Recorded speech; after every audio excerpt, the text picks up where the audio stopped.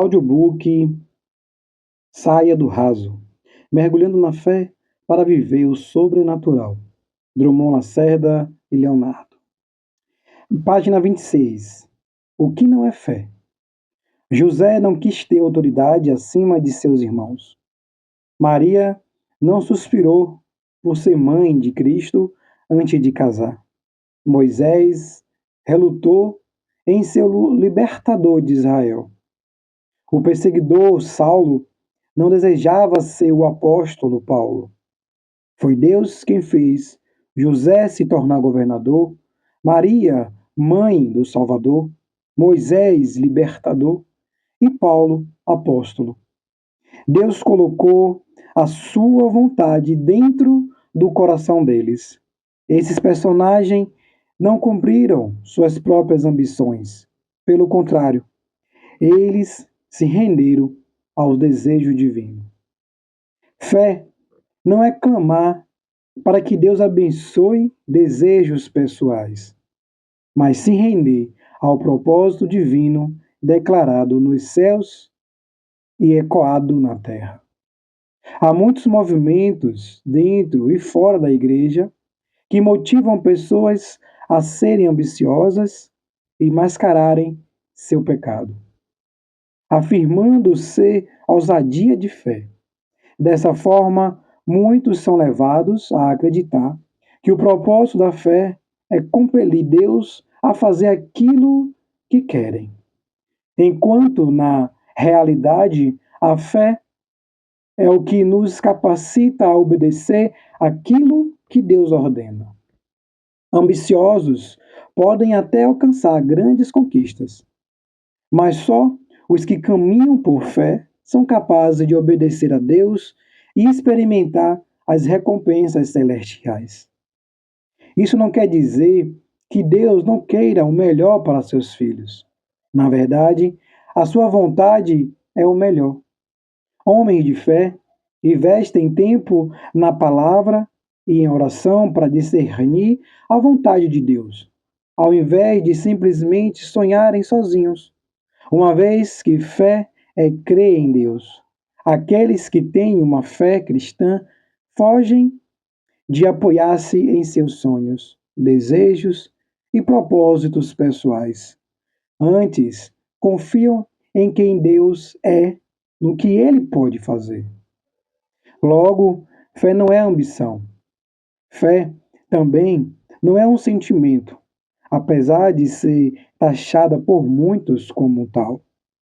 Com o avanço dos estudos sobre a psique humana, cada vez mais a sociedade tem dado importância demasiada aos sentimentos.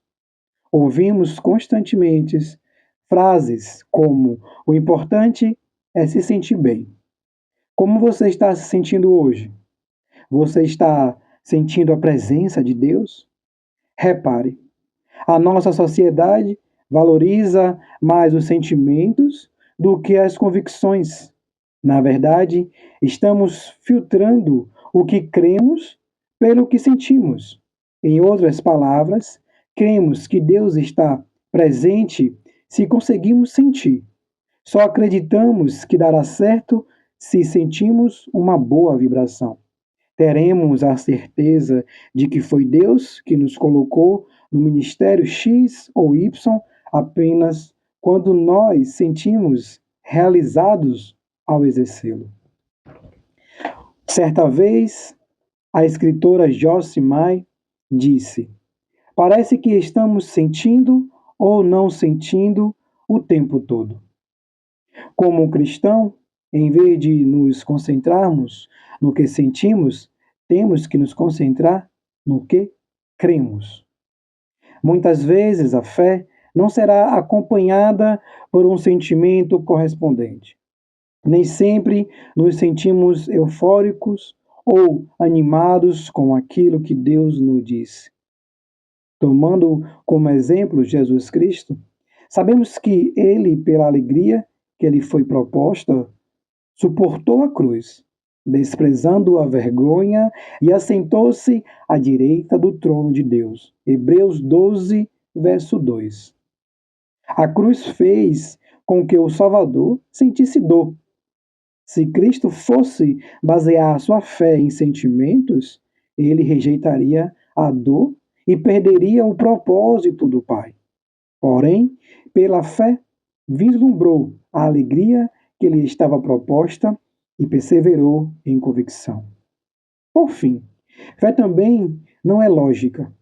Embora a razão seja um presente de Deus para todos nós e tenhamos que usá-la, inclusive para compreender as Escrituras, precisamos tomar cuidado com a idolatria à lógica.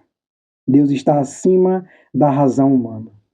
Nós nunca seremos capazes de explicar a origem de Deus, descrever a eternidade ou detalhar cientificamente o processo de transmutação da água em vinho.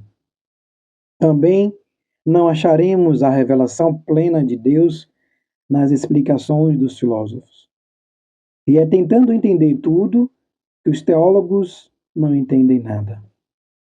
Pela fé, entendemos. Hebreus 11, verso 3.